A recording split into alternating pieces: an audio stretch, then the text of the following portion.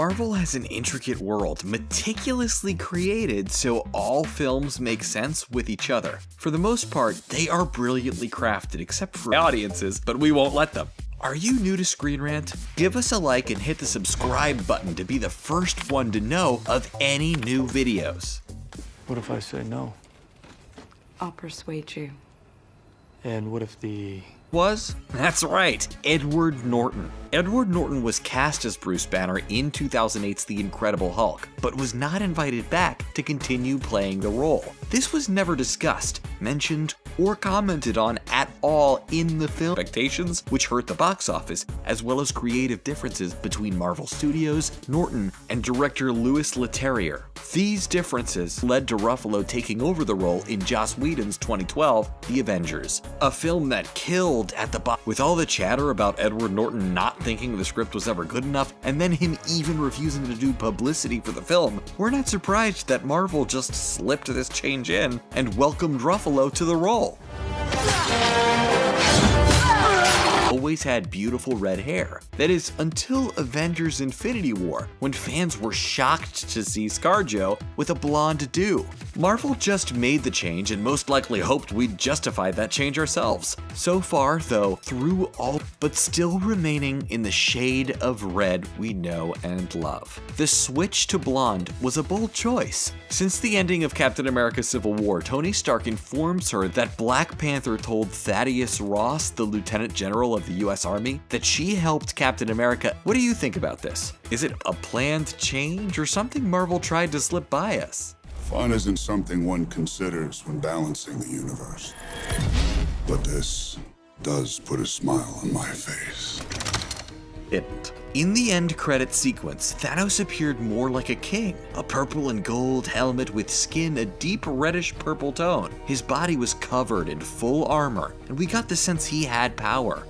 And this is because they purposefully made him look more like Brolin. Many fans were disappointed with Thanos' change of appearance and wanted to see the gold armor and helmet back. Marvel said they knew they needed to do something different for the Mad Titan, and it was an early more natural. Which Thanos do you prefer?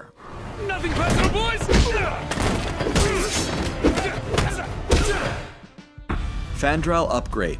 Back in 2011, Thor was released for the first time, job that Marvel tried to slip this actor change by us. It was because Dallas had other commitments and couldn't come back to reprise his role in The Dark World and Ragnarok. Marvel replaced Dallas with actor Zachary Levi as Fandral, and he has played the role a time, and we assume that's the commitment that contractually held him away from shooting the following Marvel films. ABC wouldn't want their lead to miss any episodes on the fan-heavy series, especially since the series began in 2011, the same year as the first Thor was shot.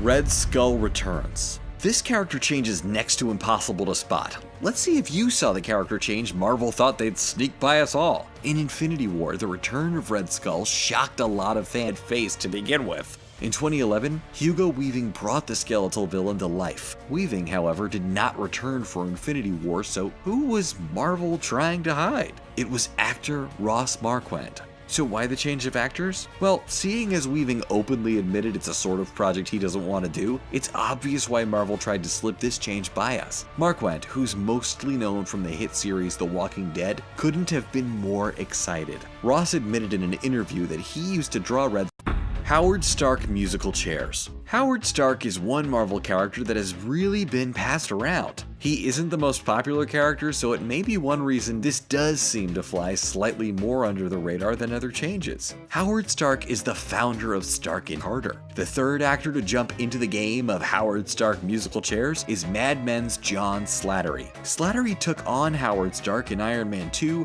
Ant-Man, and Captain America Civil War as Gerard in Avengers 4. We wonder why all the changes. The obvious one is the age difference, but then why was Dominic Cooper there as well? Is it simply actor schedules, or did Marvel really think no one would notice? Either way, they all did a bang-up job. Who's your favorite Howard Stark? And adapted his ways within the Avengers, but it was the beard that some fans thought took his character evolution a bit too far. With the release of the first Infinity War trailers and posters, we all noticed that one major change. That could potentially account for the change of look for both of them. The appearance changes could help them cover up their identity for successful missions, though we question if a beard would really trick people that well, especially Here, deal with it. Let's move on.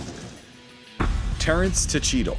War Machine is a famous character from the MCU, and prior to Don Cheadle, the actor who played the role was Terrence Howard. Marvel obviously quickly upped Downey Jr.'s pay significantly, according to Howard, so much so that he was practically pushed out of the film. As Terrence said on Watch What Happens Live, he helped Downey get the role, and then obviously Terrence turned it down, not only angered at his friend, but at the studios who said they felt the film would be successful with or without him. The Oscar-nominated actor walked away and was replaced with his co-star from Crash, Don Cheadle. The Scarlet Witch clearly has a long Marvel trajectory ahead of her. The films have been setting her character up just perfectly to become a major asset in the near future, and not that she isn't already. But there's one thing Marvel changed since her appearance in Age of Ultron.